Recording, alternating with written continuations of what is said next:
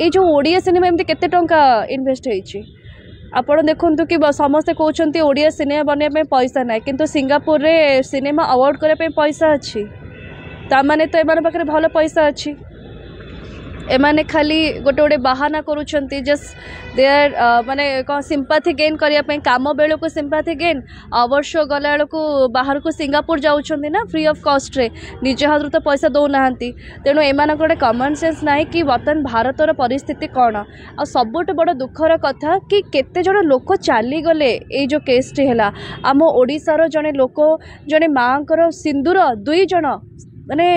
बहुत माँ मानकर सिंदूर लिभिगला ए मिशन नाश में सिंदूर दिखाई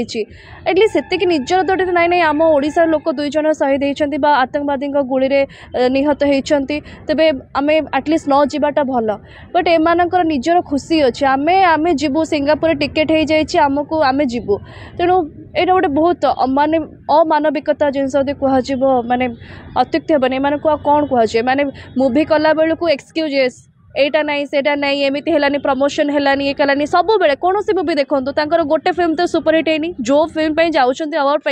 को गोटाक फिल्म को ऑडियंस जाकि माने लोक मैंने ब्लैक रे टिकेट रे देखी मुवी हॉल पूरा फुल होती